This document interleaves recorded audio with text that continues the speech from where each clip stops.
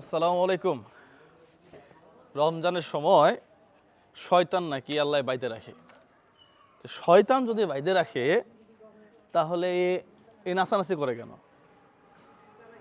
মানে এ যেভাবে দোলায়, লক্ষ্য রাখেন, একটু দেখেন, ও যেভাবে দোলায়, মানে ও কি মনে করে যে এটা আর কোনো মেয়ে নাই, এইভাবে দোলাইতে হবে? অদ্ভুত একটা ব্যাপার।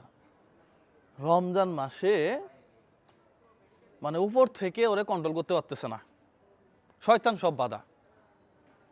এ হইতেছে শয়তানের বড় ভাই।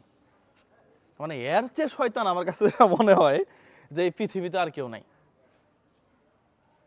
একটু একটু শালীনতা তো বজায় রাখা উচিত, তাই না?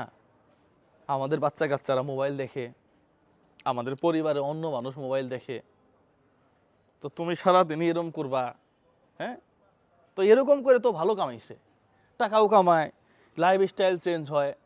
পাশাপাশি যেটা হয়, অন্যান্য অন্যান্য মেয়েরা, অন্যান্য ইয়াং যারা আছে, তারা চিন্তা করে যে ফাইন তো, এরকম করে নাড়াইলেই তো হয়ে যায়।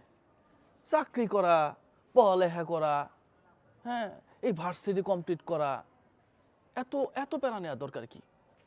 নাড়াইলেই তো হয়। আসলেই এই ধরনের মহিলাগুলা, মহিলা কি, ও তো শয়তান আসলে। ওরা এই সমাজটাকে নষ্ট করতেছে। এদেরকে এদেরকে আইনের আওতায় আনা উচিত।